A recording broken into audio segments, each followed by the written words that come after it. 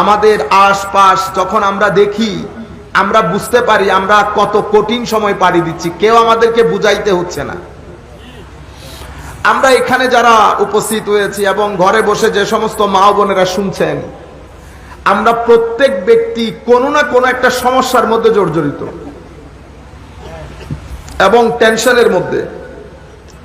কেউ ছেলে সন্তান নিয়ে অশান্তিতে, কেউ মেয়ে নিয়ে অশান্তিতে, আর কেউ স্বামী স্ত্রীর সম্পর্কের মধ্যে আপস এন্ড ডাউনস। এই যে যতগুলো সমস্যার কথা আমরা বলছি, ম্যাক্সিমাম সমস্যা আমরা নিজেরা করেছি। খাল কেটে কুমির আনে না, খালটা আমরা কেটেছি। আমি বিশেষ করে ইউথদেরকে বলবো, আপনারা মনোযোগ দিয়ে শুনবেন। অনেক ইউথ আছেন, কলেজ ইউনিভার্সিটির স্টুডেন্ট, যারা মাহফিলে বসাটাকে প্রেস্টিজের হ্যাম্পার মনে করে। তো ওনারা কি করে, ঘরে বসে শুনেন, ঘরে বসে শুনেন। আমি জানি না আপনাদের এখন যিনি বক্তব্য রাখছেন, আপনাদের এলাকার মধ্যেও থাকতে পারে এই ধরনের। কলেজ ইউনিভার্সিটিতে আমরা যারা পড়ি, আমরা প্রেস্টিজের হ্যাম্পার মনে করি। কিন্তু আপনাদেরকে এখন যিনি বক্তব্য দিচ্ছেন, উনি পৃথিবীর ওয়ার্ল্ড ক্লাস 3-4টা ইউনিভার্সিটিতে পড়েছে। তা আমি মাহফিলে বক্তব্য দিলে আমার প্রেস্টিজ যায় না।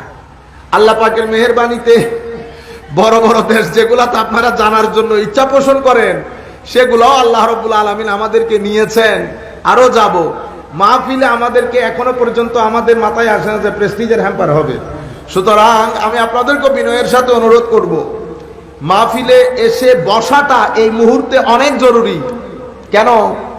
কারণ রহমত যেই সমস্ত জায়গার মধ্যে বন্টিত হয়, যে সমস্ত জায়গার মধ্যে গেলে আপনি রহমত প্রাপ্ত হবেন গ্যারেন্টির সাথে, সেই ধরনের একটা জায়গার নাম মিলাদুন্নবীর মাহফিল। মিলাদুন্নবীর মাহফিল এটা এমন একটা জায়গা, এখানে বসলে একেবারে গ্যারেন্টেড একজন মানুষ। শান্তি কেন প্রয়োজন আপনারা সবাই জানেন। এটা এমন একটা জিনিস, এটা পৃথিবীর কোথাও পাওয়া যায় না। এখন সবাই শান্তির খোঁজে। ইউথ যারা আছেন, কলেজে যাচ্ছি, ইউনিভার্সিটিতে যাচ্ছি, কষ্ট করছি, চাকরি পাবো, সুখের জন্য তো সবকিছু, শান্তির জন্য, টাকা পয়সা ইনকামের জন্য। একটা জিনিস আপনারা মাথায় রাখবেন, টাকা পয়সা আমাদের মকসদ না, টাকা পয়সা ওয়াসিলা। আমার মুখে মুখে বলেন, টাকা পয়সা, ধন দৌলত, গাড়ি, এটা আপনি কখনো আপনার জীবনের উদ্দেশ্য বানায়েন না। এটা হচ্ছে ওয়াসিলা। কি জিনিস? ওয়াসিলা, মাধ্যম। আমার জীবনের উদ্দেশ্য হচ্ছে আখিরাত এবং দুনিয়ার শান্তি। দেখছেন, আমি দুনিয়া এবং আখিরাতের শান্তি বলি নাই, আখিরাত এবং দুনিয়ার শান্তি। আগে আখিরাতের শান্তি, অতঃপর দুনিয়ার শান্তি। তাহলে এটা আমার উদ্দেশ্য, আর আমার মাধ্যম হচ্ছে টাকা পয়সা, ধন দৌলত। এখন টাকা পয়সা, ধন দৌলত অর্জনের জন্য আমরা কলেজে যাই, ইউনিভার্সিটিতে যাই, গ্যারেজে যাই, বিভিন্ন ডিপ্লোমা সেন্টারে যাই। এগুলো সব মাধ্যম। আপনি এবং যারা যেখানে বসে শুনছেন, আপনারা আজকে রাত্রে বসে সিদ্ধান্ত নেন আপনার জীবনের উদ্দেশ্য কি, টাকা পয়সা নাকি শান্তি। যদি টাকা পয়সা হয়, তাইলে টাকা পয়সার জন্য উল্টা লটকে যান, কোনো অসুবিধা নেই। কিন্তু একটা জিনিস মাথায় রাখেন, পৃথিবীতে যেই জাতিগুলার কাছে টাকা পয়সা অনেক বেশি, তারা জীবনের বেশিরভাগ সময় মদ খেয়ে বেহুশ হয়ে থাকে। কেন জানেন? হায় হায়, আমরা বুঝতেছি না আমার আল্লাহ কোন নিয়ামতের মধ্যে আমাদেরকে ঢেলে দিয়েছে, কত শান্তিতে আমরা আছি। আপনি মনে করছেন আপনার টাকা নাই, পয়সা নাই, নিজের দিকে একবার তাকান তো। 2 হাত আছে তো, 2 চোখ আছে, জিহ্বা আছে, কাজ করছে, এর চেয়ে বড় নিয়ামত আর কি? আপনি ভাত খেতে পারতেছেন, এর চেয়ে বড় নিয়ামত আর কি? রয়ে গেল কেউ বড়, কেউ ছোট, কেউ বেশি পয়সা, কেউ কম পয়সা, এটাতে কখনো চোখও দিয়েন না। এটা আমার আল্লাহর হিকমত, আমার আল্লাহর হিকমত। খাটের মধ্যে কিন্তু এই এলাকার মধ্যে সবচেয়ে কোটিপতি যিনি, উনি মারা যাওয়ার পরে যে খাটে শুইবেন, এই এলাকার ট্যাক্সি ড্রাইভার যিনি, উনিও কিন্তু ওই খাটে খাট এক, কবরের মধ্যে যখন দেব আমি কখনো বলবো না যে কুটিপতি আলা মিল্লাতে রাসূলিল্লাহ, না, বিসমিল্লাহি ওয়া আলা মিল্লাতে রাসূলিল্লাহ। চোখ বন্ধ করেছেন, সবাই এক কাপড়ের। তো মাওলা, তো এখানে এত কাপড় কেন? তো এটাই তো আমার হিকমত, এটাই পরীক্ষা। আমি দেখতে চাই তোমাকে টাকা দিয়েছি, তোমার শুকর কতটুকু, টাকা দেই নাই, তোমার ধৈর্য কতটুকু। সুতরাং মাথায় রাখবেন, টাকা পয়সা ধন দৌলত এটা আমার জীবনের মূল বিষয় না, এটা তো আল্লাহ পাকের হিকমত। আমার আল্লাহ আমাকে সুস্থ সবল রেখেছেন, এর চেয়ে কোনো বড় নিয়ামত আর নাই। আপনারটা ছোট্ট ঘর আর কি আছে, তো ঘর। আপনি জানেন আপনি কত সুন্দর একটা পৃথিবীতে থাকেন। আপনি যদি পৃথিবী সফর করেন, ভ্রমণ করেন, আফ্রিকার কান্ট্রি এদিক সেদিক যান, তখন বুঝতে পারবেন কত বড় নিয়ামতের মধ্যে আপনি আছেন। কিন্তু আমরা নিয়ামত চোখে দেখি না, আমরা নিয়ামত চোখে দেখি না। সুতরাং আমি আপনাদেরকে যেটা বলবো, ঘরে বসে আমরা সিদ্ধান্ত নেই আমার জীবনের টার্গেট কি। মনে রাখেন, জীবনের টার্গেট আখিরাতের শান্তি, অতঃপর দুনিয়ার শান্তি। আখিরাতের শান্তি, অতঃপর দুনিয়ার শান্তি। শান্তি অর্জনের জন্য আপনি টাকা পয়সা অর্জন করছেন, লেখাপড়া করছেন, মনে রাখেন টাকা পয়সা এবং লেখাপড়া আপনার জীবনকে শান্তি এনশিওর করতে পারবে না। যদি টাকা পয়সা শান্তি এনশিওর করত, বিল গেটসের বউ চলে যাইতো না। বুঝতে পেরেছেন? যদি সৌন্দর্য, স্ট্যাটাস শান্তির মূল কেন্দ্র হইতো, আমাদের এখানে যাদেরকে আপনারা মডেল বলেন, আমরা এখানে উল্লেখ করতে চাচ্ছি না সেগুলা, যা কিছু আপনারা টিভিতে দেখেন সব ফ্রড, অভিনয়। কি জিনিস? অভিনয়। ভিতরে যত ঢুকবেন গন্ধ বের হবে, গন্ধ। শান্তি নাই। আপনি আমার আল্লাহর জমিনে থেকে আমার নবীর শিক্ষাকে বৃদ্ধাঙ্গুলি দেখিয়ে জমিনের মধ্যে শান্তি খুঁজবেন, এই মহালাস, এটা অসম্ভব। আমরা মনে করি অশান্তি তো কবরে, না না না না, এক অশান্তি দুনিয়াতে। প্রথমে তো দুনিয়াতে জাহান্নামের আগুন। মাওলা সেটা কি ধরনের আগুন? সবকিছু থাকবে, তোর মুখ থেকে হাই হাই যাবে না, তোর ভিতর অস্থির হবে, টেনশন বেড়ে যাবে। ঘরের মধ্যে যখন স্বামী স্ত্রীর মধ্যে আর্গুমেন্ট হয়, শান্তি থাকে, তখন আমরা কি বলি? আরা হই দি মনে হতে হনুমিকে যাইগুই হই। আত্মহত্যার রেট বেড়ে যাচ্ছে। সুতরাং যুব সমাজকে বলবো, যেখানে মডেল, যাদেরকে মডেল মনে করছেন তাদের জীবনে শান্তি নাই, আপনি পাবেন শান্তি। তাহলে আমাদের শান্তির জায়গা আমার নবী সাল্লাল্লাহু আলাইহি ওয়াসাল্লাম। এখন আসেন, এই যে মিলাদুন নবী করছি, কেন করি বলেন তো? মিলাদুন নবী ওয়াসিলা, মিলাদুন নবী ওয়াসিলা। তো উদ্দেশ্য কি? উদ্দেশ্য হচ্ছে আমার নবীর আদব মোহাব্বত শিক্ষা এবং আমার নবীর সুন্নত শিক্ষা। এটা হচ্ছে আমার উদ্দেশ্য। আমি আমার নবীর মোহাব্বত শিখব এবং আমার নবীর আনুগত্য কিভাবে করব সেটা শিখব। দুইটা হচ্ছে উদ্দেশ্য। আর এই পুরা সাজ সজ্জা মিলাদুন নবীর মাহফিল, এটা ওয়াসিলা।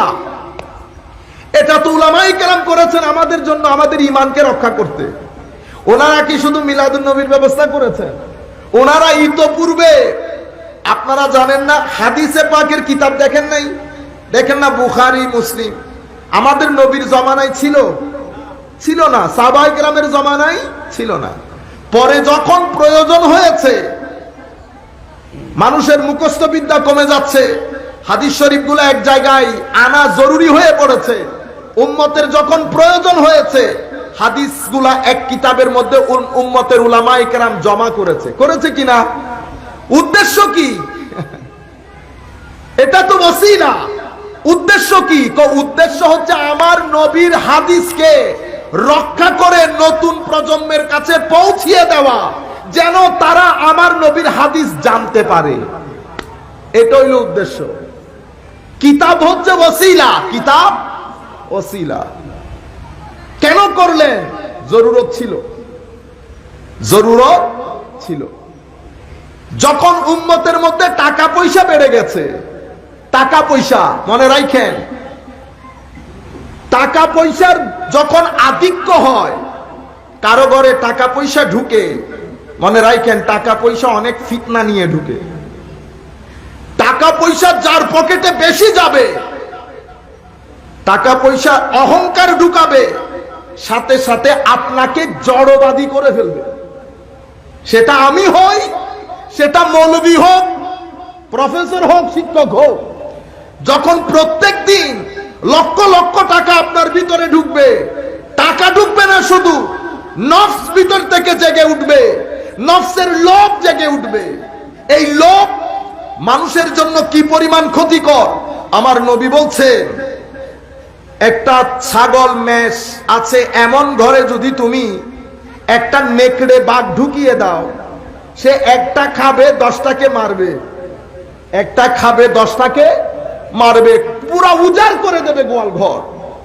সেভাবে লোভ যখন কোন মুসলমানের, কোন মানুষের ভিতরে ঢুকে, তার ভিতরকে সেভাবে নষ্ট করে দেয়। বুঝতে পেরেছেন? সুতরাং টাকা পয়সা যখন ঢুকে, লোভের কারণে মানুষ অতিমাত্রায় জড়বাদী হয়ে যায়। কি হয়ে যায়? জড়বাদী, মানে দুনিয়া দুনিয়া আরো চায়। এটা মানুষকে অনেক বড় একটা ফিতনার মধ্যে ফেলে দেয়। নামাজ থেকে মন উঠে যায়, তিলাওয়াতে কোরআন থেকে মন উঠে যায়, আত্মীয়তার সম্পর্ক থেকে মন উঠে যায়। তার পুরা প্রাণ কেন্দ্র ফোকাস তখন টাকামুখী হয়ে যায়। বুঝতে পেরেছেন? এই উম্মতের কাছে আগে টাকা ছিল না। 200, 300, 400, 500, 600 বছর যখন অতিবাহিত হয়েছে, আমাদের ভাইয়েরা বলে এটা আগে ছিল না। ও ভাই, আগের দরকার ছিল? দরকার কেন ছিল না? আরে ভাই, মিলাদুন নবীর উদ্দেশ্য তো ইশকে রাসূল। তো যেই যুগের কথা বলছেন, সেই যুগে ইশকে রাসূল আসমানে ছিল। কিরকম? আরে ভাই, সাহাবায়ে কেরাম আমার নবীর থুতু মুবারক নিয়ে মুখে মুখে লাগাতেন। আপনি আদবের কথা বলতেছেন? এই ইশক যাদের মধ্যে আছে, তাদের জন্য তো প্রত্যেকদিন মিলাদুন নবী, তাদের জন্য প্রত্যেকদিন মিলাদুন নবী। তো আমাদের এখন কেন করতে হচ্ছে? ওই টাকা বেড়ে গেছে। যেই উম্মত আগে 2 টাকা খরচ করতে পারতো না, 2 টাকা খরচ করতে পারতো, যুদ্ধবন্দী যারা আসতো আমার নবীর জমানায়, তাদেরকে যে সেটেল করবে সেটার কোনো জায়গা ছিল না। সেই উম্মতের কাছে 200-400 বছর পরে টাকা আর টাকা। এখন উম্মত আর 1 দিনার দেয় না, 40,000 স্বর্ণ মুদ্রা উপহার। ওনাকে দিছে 70,000 স্বর্ণ মুদ্রা উপহার। টাকা বেশি হয়ে গেছে না? টাকা বেশি হলে কি হয়? ভিতর থেকে দ্বীনের গায়রত নষ্ট হয়ে যায়। মানুষ আস্তে আস্তে ডিসকানেক্টেড হয়ে যায়। কেন? কারণ ধর্ম ইমোশনের নাম। কিসের নাম? ইমোশন। আদব, মোহব্বত, ঈমান, টান, কানেকশন। কার সাথে কানেকশন? আল্লাহর সাথে। তো আল্লাহর সাথে আপনি কানেক্টেড হইতে পারবেন আমার নবী বাদে? পারবেন না। তো মানুষ টাকা পয়সা বেড়ে গেলে মানুষের যেহেতু ইমোশন নষ্ট হয়, তো ইমোশন নষ্ট হইলে এই সম্পর্কগুলোর গ্রিপ নষ্ট হয়ে যায়। যখন উম্মতের উলামায়ে কেরাম দেখলেন এই অবস্থা চলতে দিলে নতুন প্রজন্মের অন্তরে ইশকে রাসূল থাকবে না। ঠিক যেভাবে হাদিসের কিতাব রচনা করেছেন, একইভাবে মিলাদুন নবীরও প্রচলন করেছেন। আপনি যদি এটাকেও স্বীকার করেন, তো ওইটাকেও স্বীকার করতে হবে। কারণ সব এক সুতোই গাঁথা, সব এক সুতোই। আমি তো মাত্র আপনাদেরকে হাদিসের কথা বলছি, এরকম 10,000 এক্সাম্পল আছে। বুঝতে পেরেছেন? এগুলো হচ্ছে উম্মতের প্রয়োজনে প্রয়োজনে আমাদের উলামায়ে কেরাম করেছেন। সেই বছর থেকে 900 বছর থেকে আজকের দিন পর্যন্ত উম্মতে মুসলিমার মেজরিটি 80% বেশি কুল কায়নাতের মধ্যে মিলাদুন নবীর উদযাপন করবে। মিলাদুন নবীর উদযাপন, এই যে উদযাপন, এটা মাধ্যম। এটা কি? আপনি মসজিদে যান না, মসজিদ কি উদ্দেশ্য না মাধ্যম? মাধ্যম। উদ্দেশ্য কি? ইবাদত। মসজিদের উদ্দেশ্য ইবাদত। এসি লাগান নাই? লাগাইছেন তো? ঝাড়বাতি লাগাইছেন না, টাইলস লাগান নাই কেন? কারণ এখন তো গরম, আমি ইবাদতের মধ্যে যদি ফোকাস করতে চাই গরমের কারণে পারছি না। মানুষ বেড়ে গেছে, গরম বেড়ে গেছে, আপনি এসি লাগিয়েছেন। এসি কিন্তু উদ্দেশ্য না, ওয়াসিলা। আপনি বলছেন না এত মিলাদুন নবী বেড়ে গেল কেন, তো আমিও জিজ্ঞেস করবো না এত এসি বেড়ে গেল কেন। এগুলা সব মাধ্যম, আপনারা মাধ্যম নিয়ে মারামারি করেন কেন? আরে ভাই উদ্দেশ্য দেখেন না, উদ্দেশ্য কি? মসজিদ আমি কলা পাতা দিয়ে বেঁধেছি নাকি টাইলস দিয়ে বাঁধতেছি এটা আপনার দেখার বিষয় না, তো কি কারণে করেছি সেটা দেখার বিষয়। কি কারণে করেছি সেটা দেখার বিষয়। আপনারা পুরো বিষয়টা বুঝতে পারছেন? কনফিউজড হয়ে যাবেন কেউ জিজ্ঞেস করলে না। আর কেউ যদি মিলাদুন নবীর কোনো প্রমাণ চায় কথাই বলিয়েন না। কেন? ও ভাই 800-900 বছর ধরে settled issue, no question, no question. কেন? প্রশ্নের দিন শেষ, প্রশ্নের দিন। বাংলাদেশ স্বাধীন সার্বভৌম রাষ্ট্র। কেউ যদি জিজ্ঞেস করে স্বাধীন করা কি উচিত হয়েছে, আসেন একটা ডিবেট করি। করবেন? পুলিশকে খবর দিবেন। আমার দেশে থেকে আমার দেশের স্বাধীনতার বিরুদ্ধে যারা কথা বলবে পুলিশকে খবর দিয়ে অ্যারেস্ট করাই দিবেন। আপনারা বুঝতে পেরেছেন? স্বাধীনতা নিয়ে আর কোনো কথা নাই। অনুরূপ ভাবে মিলাদুন নবী নিয়ে আর কোনো কথা, নো ডিবেট। আপনারা বুঝতে পেরেছেন? সম্মানিত উপস্থিতি, এখন এই মিলাদুন নবীর উদ্দেশ্য হচ্ছে আমার নবীর মহব্বত, আমার নবীর উসওয়ায়ে হাসানা জাতির সম্মুখে তুলে ধরা।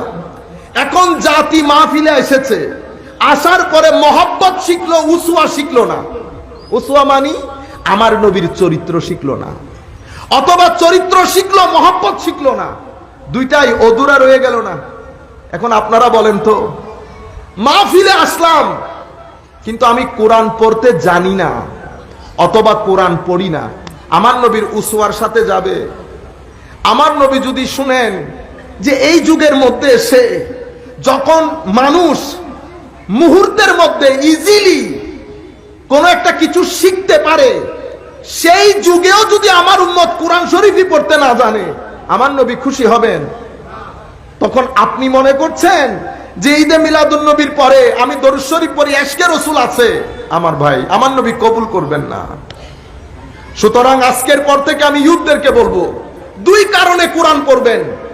একটা হচ্ছে আমার নবীর হায়া, যে ইয়া রাসূলুল্লাহ কবরের মধ্যে মুখটা কিভাবে দেখাবো।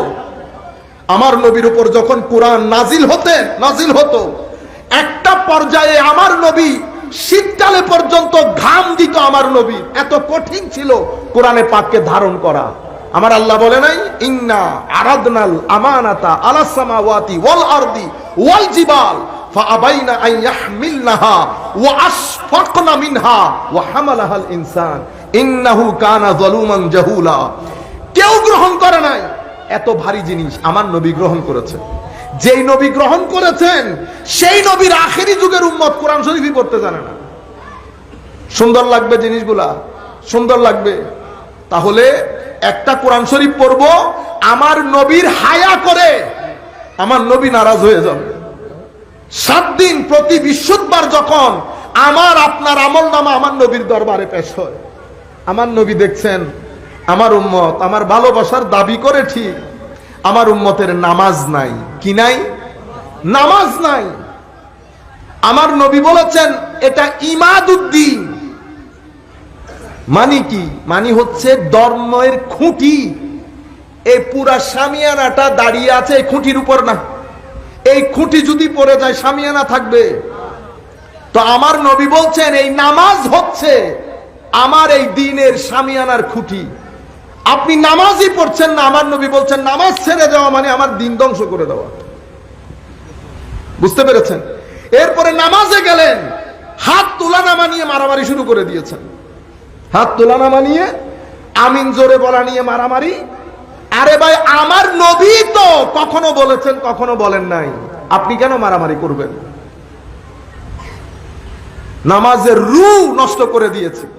প্রথমে তো আমরা পড়ি না, আর যারা পড়তে যায় তারা নামাজের রূহই নষ্ট করে দিয়েছে। শরীর নিয়ে টানাটানি। আকিমুস সালাহ, এটা নামাজের শরীর। নামাজ কায়েম করো। কায়েম কিভাবে করব? দাঁড়াও। হাত তুলো, নিয়ত করো, রুকুতে যাও, সিজদায় যাও, এটা হচ্ছে নামাজের শরীর।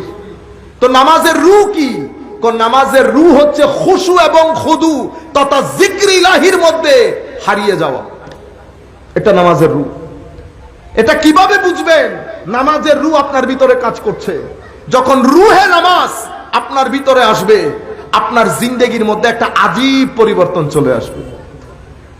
কিভাবে পরিবর্তন হবে? নামাজ যখন আপনার জীবনের মধ্যে প্রতিষ্ঠিত হওয়া শুরু হবে, তখন আপনার জীবন অন্য একটা রঙে রঙিন হবে। নামাজ আছে কিন্তু আপনার জীবনের পরিবর্তন নাই, তাইলে বোঝা যাবে নামাজ কাজ করছে। আপনি রং লাগাচ্ছেন ঠিকই, কিন্তু আপনার রং লাগছে না।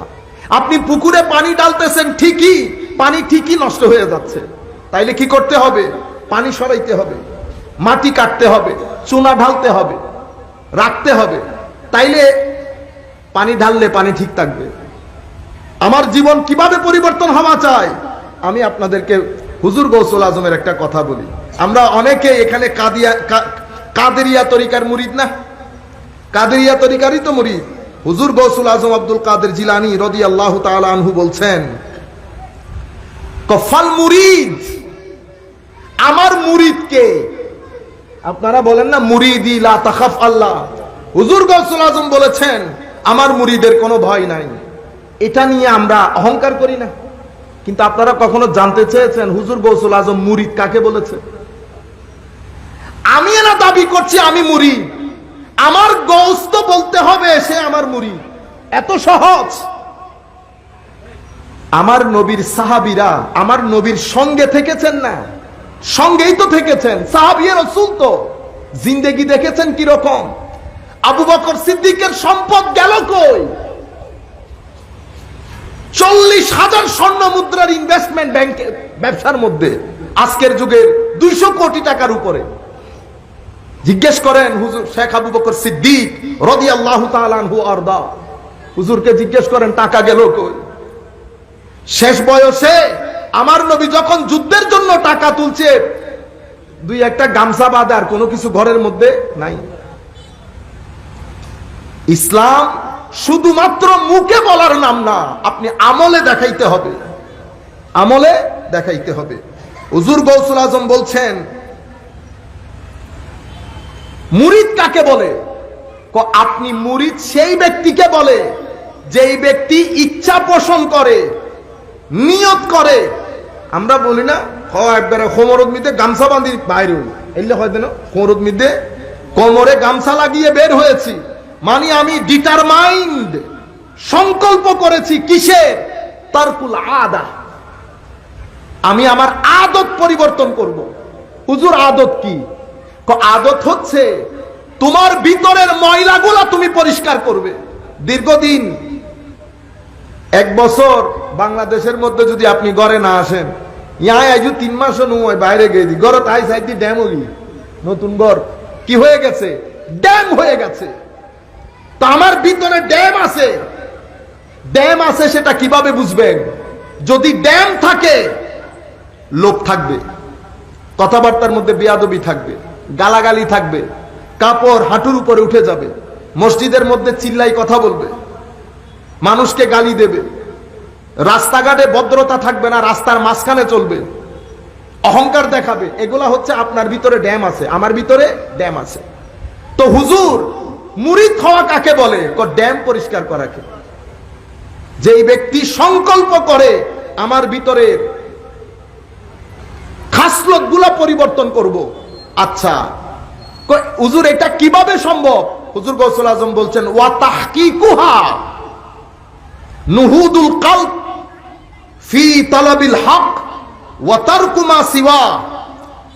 ভিতরের জগৎকে আল্লাহকে রাজি করানোর জন্য, আল্লাহর অন্বেষণে বের হওয়ার জন্য ভিতরের জগৎকে তৈরি করা, এটাকে মুরিদ বলে।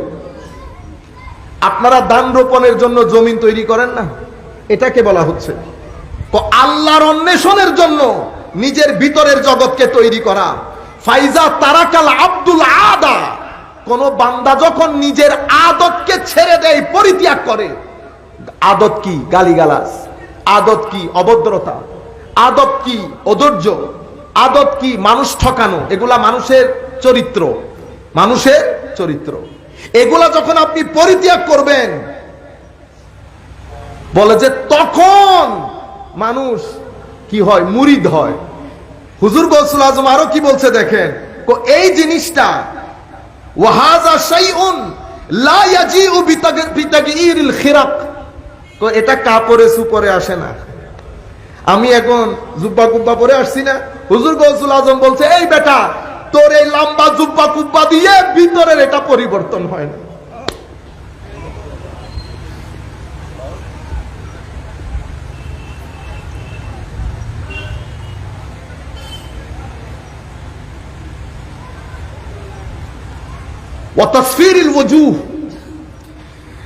ইবাদত রিয়াজতের ঢং দেখাইতে গিয়ে আমরা সেগুলো সুরতকে বানাই রাখি না, একটু ঘুমে ঘুমে আওয়াজে কথা বলি, মানে রাতে ইবাদত করছি। এটা দিয়েও আসে না।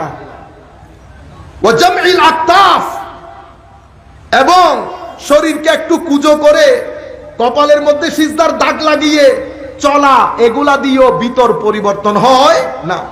ওয়াকালকালাতুল লিসান বিহিকায়াতিস সালিহিন, বড় বড় আল্লাহর ওলিদের সম্মান বর্ণনা করে আমরা যেভাবে করি। কলকালাতুল লিসান মানে বক বক বক বক করা, কিসে? বড় বড় ওলিদের অবস্থা বর্ণনা করে। এটার মধ্যেও ওই মুরিদ হওয়ার জন্য যেটার পরিবর্তন করতে হয় সেটা আসে না। এরপরে বলছে ওয়া তাহরিকুল আসাবে বিতাসবিহ ওয়াত তাহলিল, হাতের মধ্যে এমনি তসবিহ গণার মধ্যেও এটা আসে না।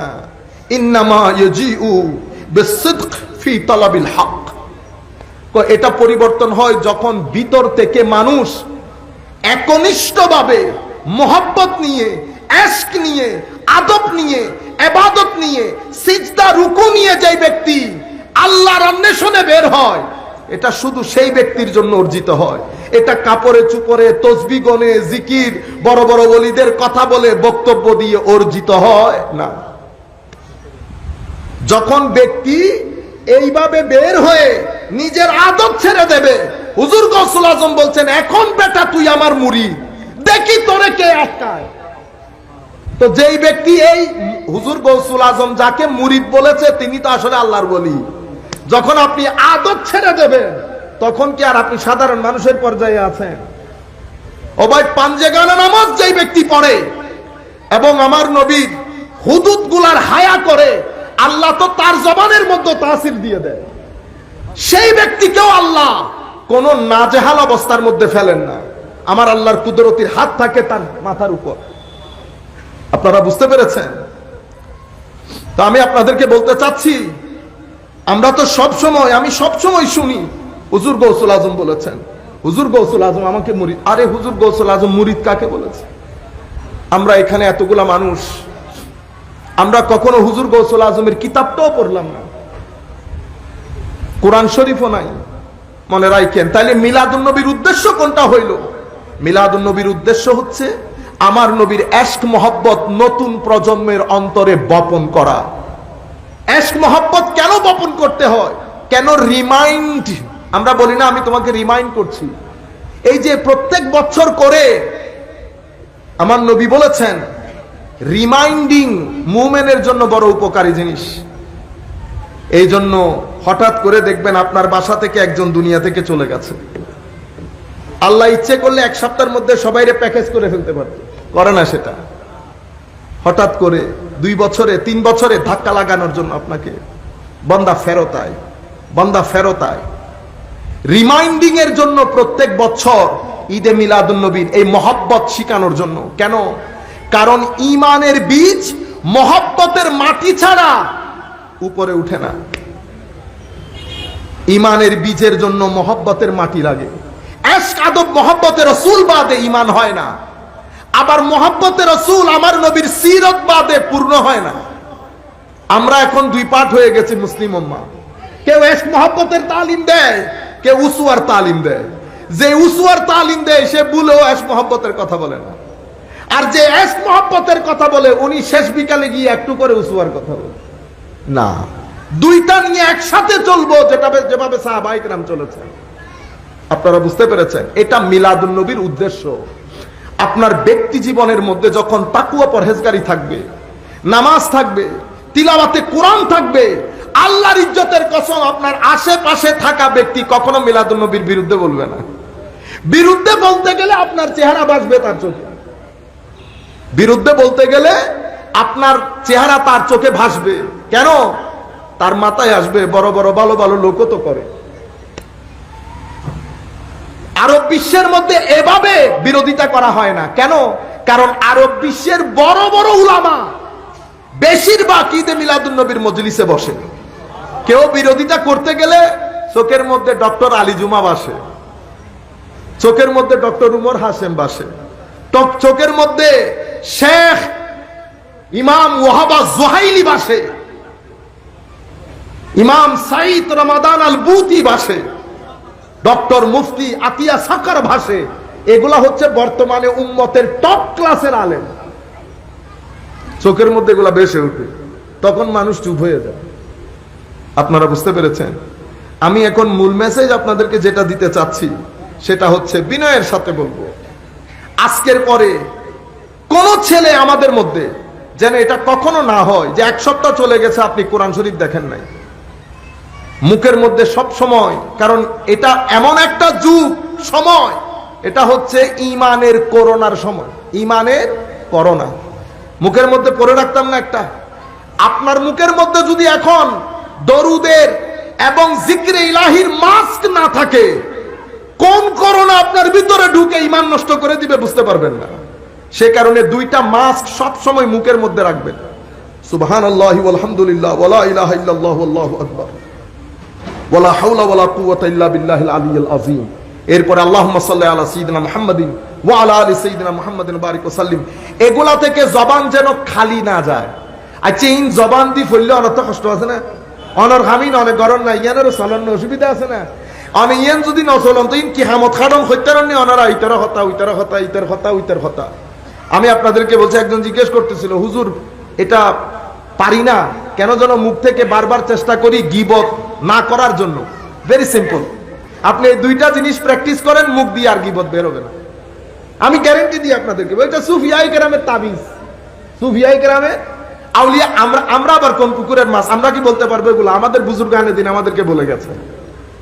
এটা ছাড়া যদি যেই ব্যক্তি এক সপ্তাহ এই বিষয়গুলোর মধ্যে থাকবে অজুর সাথে, সেই ব্যক্তি যদি গীবত করতেও চাই পারবে না। ভিতর থেকে কে একজনের টান দিবে, ওই বেটা বেয়ারা তুই আর জনের কথা গিলে বল। ভিতরে একটা পুলিশ এসে যাবে, পুলিশ। আপনারা বুঝতে পেরেছেন? এই কাজগুলা করবেন। এটা কেন করবেন? বিশেষ করে ইউথকে বলছি, আপনি লেখাপড়া করছেন, অনেক কষ্টের কাজ, সবকিছু তো কষ্টের কাজ, এটার মধ্যে তেমন কষ্ট নাই। এগুলা টাকা দিবে, এটা শান্তি দিবে। মানে চাকরি, লেখাপড়া, এটা টাকা অর্জনের সহায়তা করবে। শান্তি কে দেবে? এই দরুদ আর সুবহানাল্লাহ আলহামদুলিল্লাহ। আপনার জীবনে টাকাও দরকার, শান্তিও দরকার। টাকা কখনো শান্তি দেবে না, শান্তি দেবে দিন, ধর্ম, মদিনা, মক্কা, কোরআন। আপনি যদি শান্তি চান, শান্তির জন্য দিন লাগবে, আমার নবী লাগবে, ইশক লাগবে, মোহাব্বত লাগবে, নিসবতে আউলিয়া লাগবে, আর টাকার জন্য লেখাপড়া লাগবে। আমি মাদেরকেও বলছি, আমার মা বোনেরা যদি ঘরে বসে শুনতেছেন, সন্তানকে লেখাপড়া অবশ্যই করাবেন, দরকার আছে। লেখাপড়া যারা জাতি শিক্ষিত হয় না, কিন্তু শিক্ষিত ছেলে ব্যাংক ডাকাতি করবে যদি দিন না শিখান। করতেছি না এখন আমরা? হেন কোনো কাজ নাই, আমরা করতেছি না, স্যুট বুট পরে। তাইলে শিক্ষা আসলো, হায়া আসলো না। শিক্ষিত মানুষ তো হায়াদার হয়। তো আপনি আমার উপর আসমান যদি নাজিলও করেন, আমি আমার সিগনেচার করব না। আগর যুগুর মানুষ তো হায়া আসিল দিন, ইতারা তেলে লেখাপড়া আসিল না। ফয় হতে অবাক হতে জাগাই তো একোয়ার হয়েছে। তো ইয়েন হতে তো কি হতে না ইয়েন তো আজ সাসারে অনাইজু লেহি নদন মুখে হইম দে না। তো বাফে জবাব কি দিয়ে হইতে নি? হতা আসমান বাঙ্গি যদি জবিন তো ভরে হতা হই দিয়ে লইতুনু। সুবহানাল্লাহ, কি বাত হে! এটাকে ইমানদারি বলে। তো এটা কোত্থেকে আসলো? দিনদারি থেকে। দিনদারি ইমানদারি শিখায়। যদি দিনদারি আমাকে ইমানদারি না শিখায়, তাহলে আমারটা দিনদারি ছিল না, বন্ডামি ছিল। এই যে আমি এই কাজগুলা করতেছি, এটা বন্ডামি হবে যদি আমি যা বলতেছি তা আমার জীবনে না থাকে। বুঝতে পেরেছেন? হায়া যদি আমার ভিতরে না থাকে, আমি নিরেট ভণ্ড, নিরেট ভণ্ড। আপনারা বুঝতে পেরেছেন? এই কাজগুলো আপনারা মাথায় রাখেন, এগুলো আপনারা আপনাদের জীবনে বাস্তবায়ন করেন। তাহলে দুইটা জিনিস মূল মেসেজ বলছি। মিলাদুন নবী মাধ্যম, উদ্দেশ্য আমার নবীর ইশক, আদব, মহব্বত, ঈমান এবং আমার নবীর উসওয়া, আমার নবীর আদর্শ, নাম্বার 1। নাম্বার 2 হচ্ছে লেখাপড়া করব, লেখাপড়া ছাড়া জাতি সভ্য হয় না। কিন্তু জাতি আলোকিত হওয়ার জন্য দ্বীন এবং আমার নবীর শিক্ষা বাদে কোন জাতিকে আপনি আলোকিত করতে পারবেন না। জাতির শিক্ষা দরকার, শান্তিও দরকার। জাতির শিক্ষার জন্য স্কুলে যাবে, জাতির শান্তির জন্য কোরআন এবং সুন্নতের দিকে আসবে। আপনি আমেরিকা দেখেন নাই, ইংল্যান্ড দেখেন নাই? টাকা পয়সার অভাব আছে, গাড়ি বাড়ি সবকিছু আছে আমার ভাইরা, শান্তির অভাব। মানুষ সুইসাইড করে, মানুষ রাস্তাঘাটে মদ খেয়ে পড়ে থাকে, মানুষ সারাদিন ফ্যামিলি নিয়ে এই কি কতগুলা খাইয়া আপনি কল্পনাও করতে পারবেন না। আপনি বলবেন এটা কোন দেশে আনলেন হুজুর? শনিবার শুক্রবার রাত যদি আমি আপনাকে ইউরোপের রাস্তার মধ্যে নিয়ে হাঁটি, আপনি বলবেন হুজুর এরা মানুষ না জানোয়ার। জানোয়ারও এই কাজ করবে না, বেহুশ হয়ে থাকে। কেন? কারণ আপনি মসজিদে গিয়ে যেই রিল্যাক্সেশন পাচ্ছেন এক ওয়াক্ত নামাজের মধ্যে, মসজিদে গিয়েছেন, মুসল্লি দেখেছেন, রিল্যাক্সড হয়ে গেছেন, এই একটা রিল্যাক্সেশনের জন্য একজন আমেরিকান মিনিমাম $500 খরচ করে। কয় ডলার? $500 খরচ করে এই শান্তিটা পাওয়ার জন্য, যেটা আপনি পেয়েছেন অজু করে জোরের নামাজে 4 রাকাত করে। আমাকে আমাদের আমার সামনের ঘর ইংলিশ আমাকে জিজ্ঞেস করতেছে করোনাকালীন সময়ে, দেখে বলতেছে তুমি কোথায় যাচ্ছ? আমি মসজিদে যাচ্ছি। আমি একটু মসজিদ দেখতে পারবো? আল্লাহ অবশ্যই দেখতে পারবেন। আলম কেন? আমি দেখতেছি আমাদের আমরা এক অবস্থার মধ্যে, কিন্তু তোমাদের মধ্যে কোনো টেনশন নাই। আলম কিসের টেনশন? তো করোনার কোনো টেনশন নাই। আমি বলছি ये अगर वो अगर चाहे तो कोई माँ का लाल है मुझे बचाने वाला, अगर वो मेरे साथ है तो है कोई माँ की लाल मुझे छोड़ने वाला। আলম উনি যদি চান আমাকে বাঁচাতে, কেউ আমাকে মারতে পারবে না। আর উনি যদি চান আমি এই ঘটনার মধ্যে পড়ি, কেউ আমাকে বাঁচাতে পারবে। এটাই আমাদের বিশ্বাস। এই কারণে আমাদের কোনো টেনশন নাই। আমরা নিয়ামতের মধ্যে আছি তো বুঝতে পারি না কোনটা। সেই কারণে তো আমরা এই যে এতগুলা ফিতনা করি, কেউ এই গ্রুপ কেউ সেই গ্রুপ। কেন করেন জানেন? কারণ হচ্ছে বাবার ব্যবসা। ব্যবসা কার? ইয়া গড়ে গড়ে মারামারি চলে, দেখার গরজ যার সম্পদ হন না, সম্পদ বেশি।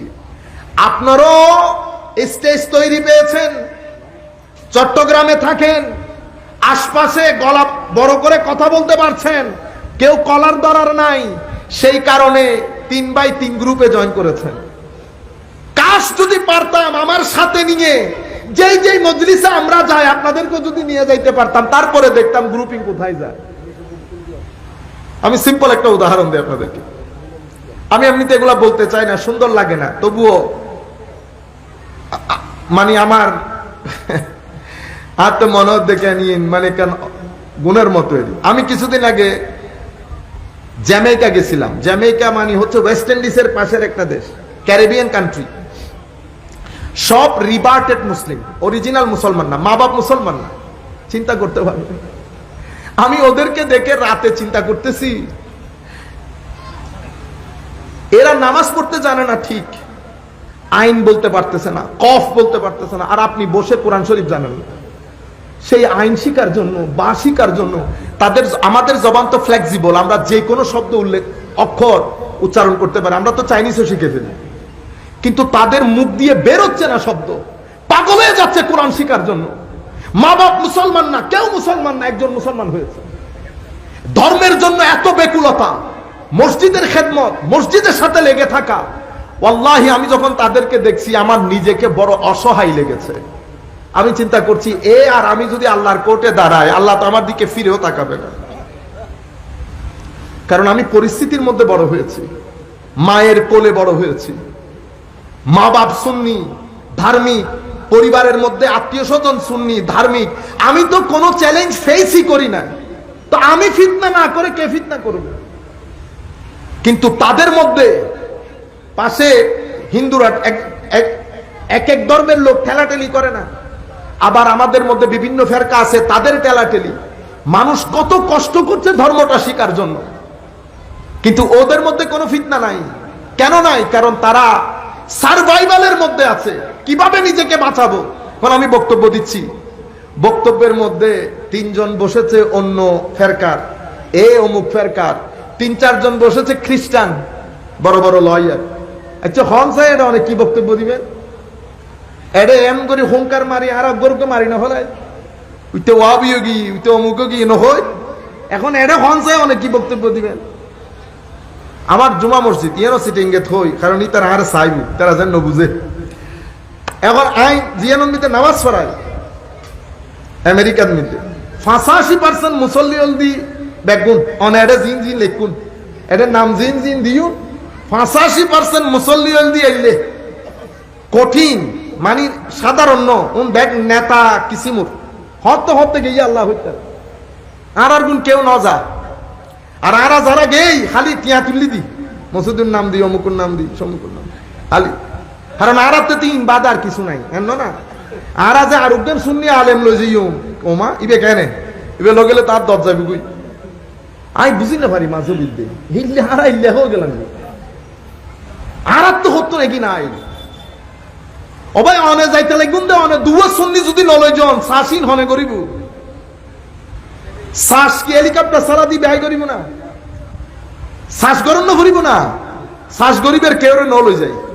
ইয়া ফিল্ড অফ মিতে 50 জন খেলে দি তারা আর খেলোয়াড় 2 জন তা হন চাই 50 জনে 2 জন হলো ফুলাই তারিব না না ইতার আরে টিয়া সেট আপ করে ফেলি এডে টিয়া গুনে তুমি এডাই ন বুঝন তো টিয়া দিলে এই যে সাতকির হইতে লই গাইবান্ধ হইতে লই এই সমস্ত এলাকা উন ব্যাগুন অন্য মিকে জারগুই হারন কি হারন হলদি যে গরব মিদে 2 টিয়ার ইনকাম নাই এই গরর পরে যদি হয় আইন আরল্য শরীকন মাসে 10,000 টাকা দিও। তো এই সমস্ত এলাকার মধ্যে যারা 2,000 টাকা মানুষের ইনকাম নাই এটা 10,000 টাকা দিলি বা অনন্য না যাইব আর অনিয়ন দিব এক গ্রুপে 10 গ্রুপ করতে লাগে কিন্তু হাতে মাঝে মধ্যে মনে হয় যে ইয়া রাসূলুল্লাহ অনে আইনে বিচার করি দম নতুবা এগুলোরে বুঝন সম্ভব হইতো না। ইউথ কনফিউজড কলেজ ইউনিভার্সিটি থোয়া যেগুন যার মোস্টলি আর সারি যার বই আর হারণে গুতে গুতি উগল সেটেল ডাউনের উগ্গে তো নিয়ম আছে জিবে অন্য মিকে যার বই বেরে নাহিয়ানে সেটেল করন না সেটেলর তো নিয়ম আছে আর সুফিয়াই কারাম নৌশিকে আর এক আজব মস্তির মধ্যে আছি পুরো দুনিয়া জগুই খবর নাই উত্তরবঙ্গ দক্ষিণবঙ্গ আছে না আর লয় কে টিয়া হতো নাই ও টিয়ার অডে গাছ লিখকে দে ওই আমেরিকা ইংল্যান্ডত মিলে আর আসিয়ান লুকিন না ভারি কিয়া আর যদি অনটা একখান গাড়ি দিয়ে অনেক সাক করতে বেশি গেলেবেন তরবিয়ত গড়ি না পারি মিশনের হাস কেনে গড়ি ন শিখি 85% মানুষ যদি এলে বই অনেক জমার খুদ্া হইলে করে দিবেন হনসে ই তারা কমিটি আর হতুজুর উজুর জিবেরে আনি এদিন এই জুমান মি দিবে মারামারি লাগাই দে কিয়া আর দুয়া সার্ভে সাবজেক্ট মিতে হতা হয় এগুন মিতে গালি গালাজ বাদে দলিল দি মোটিভেশন দি হতারানো হই আর মনে হয় দেখে নিবের আই বানাইলন ফুজুম ইবেরে আই জিয়ান চিন্তা করি আকীদা বিশ্বাস করি এলে গরি এই মুহূর্ত লন বাদ আই মসজিদ শিখতেন না এলে নাকি মনে রাখবেন আমার দায়িত্ব পৌঁছিয়ে দেওয়া ফোর্স করা না ওয়ামা আলাইনা ইল্লাল বালাগুল মুবিন আপনি আমি কোন পুকুরের মাছ আমার নবীকে আল্লাহ বলছেন হাবিব লাস্তা আলাইহিম বিমুসাইতির আপনি কেন চিন্তা করেন ইয়া রাসূলুল্লাহ আপনি ভুলে যান আপনি শুধু পৌঁছিয়ে দেন গ্রহণ করলে করুক না করলে নাই করি নাই আমি বদরের যুদ্ধে কিয়ামত বদরের যুদ্ধ তো কিয়ামতের ট্রেলার ছিল। নবীকে অবিশ্বাস করলে কি হয় আল্লাহ বদরে দেখাই নাই, ওহুদে দেখাই নাই, খন্দকে দেখাই নাই, তাবুকে দেখাই নাই, মক্কা বিজয়ে দেখাই নাই, হুদাইবিয়াতে দেখাই নাই। নবীকে অস্বীকার করলে কি হয়? 300, 1000। সামগ্রিকভাবে প্রত্যেক যুদ্ধের মধ্যে হাজারে হাজারে সৈন্য বেশি, হিসাব করলে প্রতি একজনের সাথে 15 জন করে পড়ছে। টিকতে পারছে? কিয়ামতই নবী ছুটা হারো তো কিয়ামত কিল্লা করছে দে হতে ই বলতি দুনিয়ার কিয়ামত আল্লাহ দেখাই দে। নবীরে অস্বীকার করলে বেয়াদবি করলে কি হয় নাই এর শুধু ট্রেলার দিলাম, আসল ট্রেলার কিয়ামত আমি প্রদর্শন করছি। আপনারা বুঝতে পেরেছেন? সুতরাং আমি ছেলেদেরকে বিশেষভাবে বলবো, আপনারা একটু জেগে উঠেন। আমাদের উম্মতে মুসলিমার মধ্যে আমার নবী দুনিয়া থেকে চলে যাওয়ার পরে সাহাবায়ে কেরামের জমানার মধ্যে আমার নবীর জমানা থেকে ফিতনা শুরু, ভিতরে বাহিরে, ভিতরে বাহিরে। একটা ভিতরের ফিতনা, একটা বাহিরের ফিতনা। বাহিরের ফিতনা নন মুসলিমের, ভিতরের ফিতনা আমাদের মধ্যে কেউ কেউ। আমাদের মধ্যে একটা ফিতনা উঠেছে। কি ফিতনা? এই আমার নবীর পরে খেলাফতের মালিক হযরত আলী রাদিয়াল্লাহু আনহু, যারা হযরত আলীকে খেলাফত বুঝাই দেয় নাই তারা সব জালেম। দেখছেন কত বড় বুজুর্গ। তাদেরকে আমরা কি বলি? শিয়া বলি। তাদেরকে শিয়া বলি। শিয়াদের মধ্যে আবার গ্রুপ একটা দুইটা না, সেজন্য আমাদের হুজুরদেরও সাবধান কথা বলতে। আমি উলামায়ে কেরামকে বলবো, আপনারা যখন ফিরকার উপরে কথা বলবেন অবশ্যই আল মিলাল ওয়ান নিহাল ইমাম শাহরিস্তানির কিতাব পড়বেন, অবশ্যই আল ফারকু বাইনাল ফিরাক ইমাম বাগদাদি কিতাব পড়বেন। কারণ এই দুই কিতাব হচ্ছে বুখারী মুসলিম ফিরকার জন্য। এগুলা বাদ দিয়ে আমি যদি নিজ থেকে বলতে যাই জাতি গুমরাহ হবে। আমরা সব সময় সলিড কথা বলবো। কেন? কারণ আমরা, আপনারা এখানে কয়জন আছেন? 200 মানুষ হবেন, কিন্তু অনলাইনের মধ্যে এই বক্তব্য দেখে 2 লক্ষ মানুষ। সুতরাং অনেক মানুষের কাছে আমাদের ইনফরমেশন যায়, ইনফরমেশন সলিড হইতে হবে যেন কোথাও প্রশ্নের সম্মুখীন হতে না হয়। তো আমি আপনাদেরকে কি বোঝাতে চাচ্ছিলাম, এদের মধ্যে অনেক ফিরকা। শিয়াদের মধ্যে কিছু ফিরকা এমন আছে যাদেরকে শিয়ারাই নন মুসলিম বলে। যেমন ফিরকা গোরাবিয়া। গোরাব মানে কাক। কাক বুঝতে পেরেছেন? ক্রো। সিটিংগে ভাষাত কি হয় দেওয়া হাওয়া। সিটিংগে ভাষাতে ওনারা এন বাবু হন দে। এই বুঝতে পেরেছেন তো? হাউয়েরি বাজি। এই ফেরকাটাকে বলে কাক। কাক ফেরকা। কেন? ইতারার হতাশন এই ইহুদ এবং ইতারা মিলিয়ে নে ফেরকা বাইর গেল দে। হতে জিবরিল এসেছিল হযরতে আলীর কাছে। হযরত আলী এবং মুহাম্মদ রাসূলুল্লাহ সাল্লাল্লাহু আলাইহি ওয়াসাল্লাম দেখতে একদম একই ছিল। যেভাবে দুই কাকের মধ্যে ফারাক করা যায় না, সেভাবে এই দুইজনের মধ্যে ফারাক করা যেত না। ভুল ক্রমে জিবরিল হযরত আলীর কাছে চলে গেছে, এই হযরত রাসূল করিমের কাছে চলে গেছে। আসার দরকার ছিল হযরতে আলীর কাছে। এদেরকে বলে ফিরকা গুরাবিয়া। ফিরকা গুরাবিয়াকে মেইন স্ট্রিম যারা শিয়া তারা মুসলমান মনে করে না। আপনারা বুঝতে পেরেছেন? এভাবে অনেক ফিরকা আছে শিয়াদের মধ্যে। শিয়াদের মধ্যে এদেরকে আমরা এক কথাই বলি গুলাত, সীমা লঙ্ঘনকারী, রাফেজি। এরা হযরত আলীকে আল্লাহ পর্যন্ত তুলেছে। তো আমরা যখন শিয়াদের ব্যাপারে বলবো এদেরকে সাথেও রাখবো না, কারণ শিয়ারাই এদেরকে মুসলমান মনে করে না। শিয়াদের সাথে মূল সমস্যা কি হলো তাইলে? হযরত আলী খেলাফতের হকদার। হযরত আলী রাদিয়াল্লাহু তাআলা আনহু যেহেতু খেলাফতের হকদার, সেহেতু এরা হযরত আবু বকর সিদ্দিক, ফারুক আজম রাদিয়াল্লাহু আনহু যে পর্যায়ের সমালোচনা করে সেটা কোনো কাফের বেদিনও করে না। আপনারা বুঝতে পেরেছেন? এভাবে উম্মতে মুসলিমার আমার নবীর অসংখ্য সাহাবায়ে কেরামের উপর শুধু সমালোচনা করে নাই, গালিগালাজ করেছে। শিয়াদের মধ্যে আবার অনেকেই এটা বন্ধ করতে চেয়েছে, কিন্তু হয় নাই। আলটিমেটলি এটার সাথে যখন পলিটিক্স ঢুকে গেছে, কি ঢুকে গেছে? পলিটিক্স। পলিটিক্স ঢুকে গেলে কি হয়? যা হওয়ার তাই হয়। এখন যেটা দেখছেন, আমি শুধু একটু একটু করে পরিচয়, ডিটেইলস আর না বলি, আরো 2-1টা জিনিস আছে। শিয়ারা আলে বাইতে রাসূলকে আমার নবীর মতো মাসুম মনে করে। আমরা মাসুম মনে করি না, মাহফুজ মনে করি। সেদিকে আমরা না যাই। বেসিক প্রবলেম এই জায়গা থেকে তৈরি হয়েছে। আপনারা বুঝতে পেরেছেন?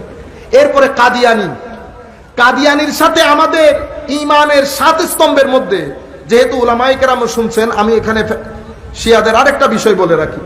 আমাদের এখানে শিয়া এবং মুতাজিলা, একাডেমিকলি যদি বলি, শিয়া এবং মুতাজিলা এরা অনেক, একজন আরেকজনের অনেক কাছে, একজন আরেকজনের অনেক কাছে।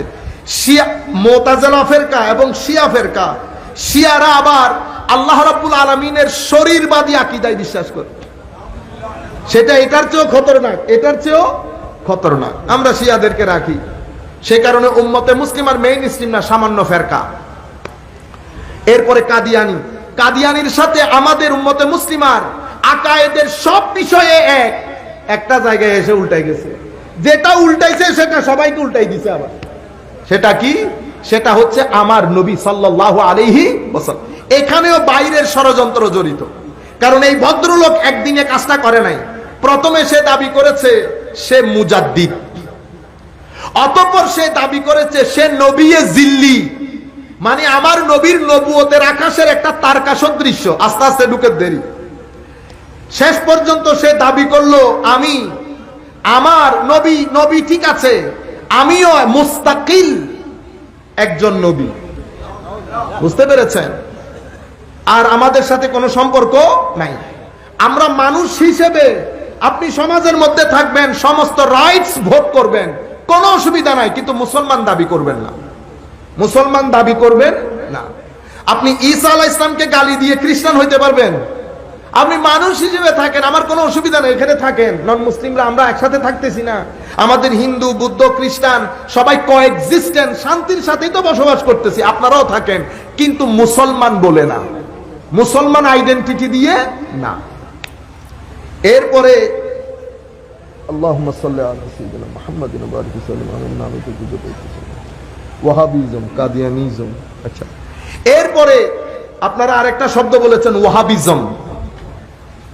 এটা আমাদের এই শতাব্দীর জন্য আমি মনে করি সবচেয়ে উম্মতে মুসলিমাকে খুব কঠিন পরিস্থিতিতে যেই দল ফেলে দিয়েছে, উম্মতে মুসলিমাকে শতধা বিভক্ত করেছে, উম্মতে মুসলিমার মধ্যে উগ্রপন্থার জাগরণ করেছে, উম্মতে মুসলিমাকে উগ্রপন্থী বানিয়েছে, উম্মতে মুসলিমাকে এশকে রাসূল থেকে খালি করার চেষ্টা করেছে, নিসবতে আউলিয়া কেটে উম্মতে মুসলিমাকে একেবারে ড্রাই এবং জড়বাদী মুসলমান বানিয়েছে।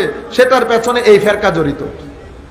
তাদের বেশিরভাগ লোক, আমি আপনাদেরকে গ্যারান্টির সাথে বলছি, উলামায়ে কেরাম বিশেষ করে, বেশিরভাগ যারা এই ফেরকায় বিশ্বাসী, তারা যদি জানে এই ফেরকার আকীদা কি, তারা কখনো এটা মেনে নিবে না।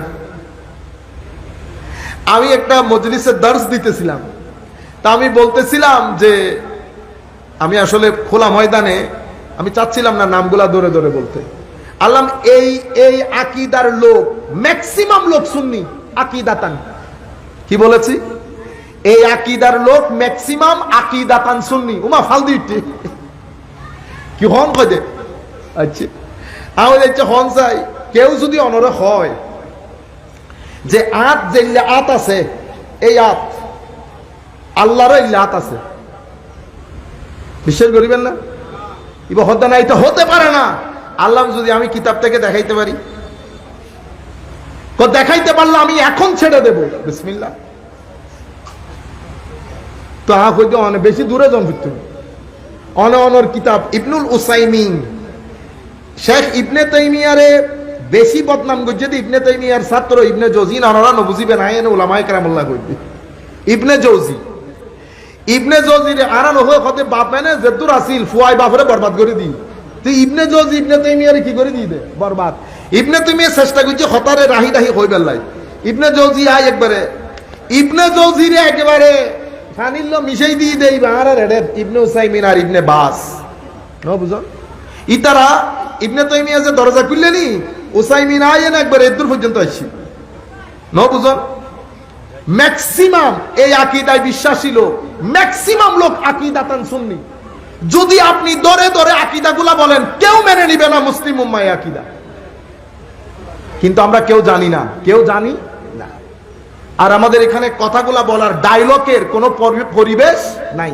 কিন্তু আমরা যখন বাইরে যাই, আমাদেরকে আলটিমেটলি বসতে হয়, কোনো উপায় নাই।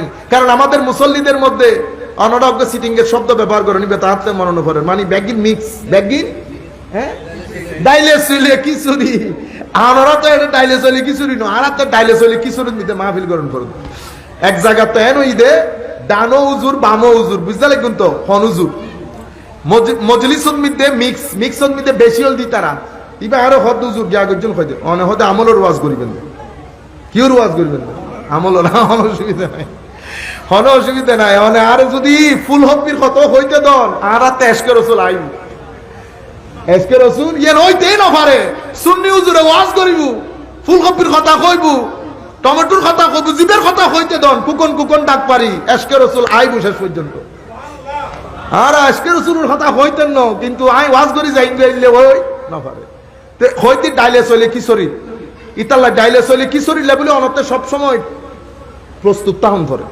ন বুঝন এই আকীদা আইবে বহুত খতরনাক আকীদা আল্লাহ ইবে তো নারারে বাসক নারে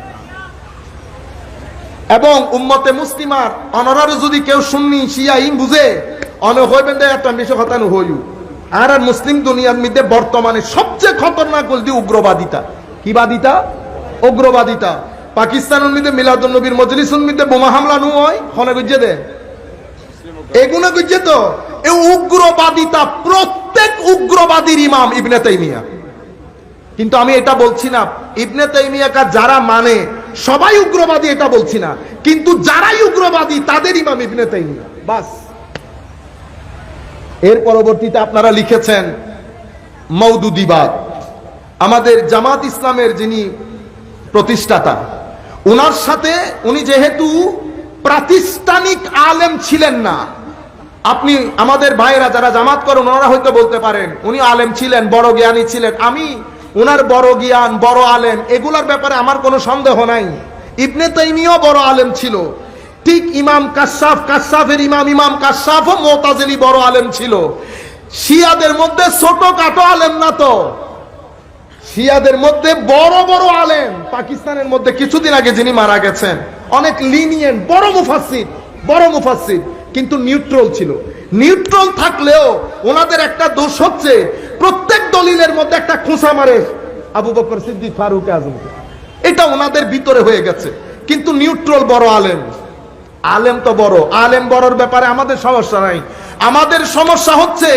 উলামায়ে কেরামের মজলিসে বসে যদি এলম না শিখেন আপনি আদব শিখতে পারবেন না আমাদের এখানে একটা ট্রেডিশন আছে না ট্রেডিশন আছে আপনি কি করলেন আপনার সাথে আমাদের মূল সমস্যার মধ্যে হয়ে গেছে আপনি উসমানী গনির ভিতরে হাত ঢুকিয়ে দিয়েছেন হযরত আলী রাদিয়াল্লাহু তাআলা সাহাবী রাসূলের সমালোচনা করেছেন আপনি বলছেন দোষ যেই করুক সেটা দোষ উম্মতে মুসলিমা বলছে সাহাবায়ে কেরামের দোষের ভিতরে হাত ঢুকায়ও না তা সাহাবী রাসূল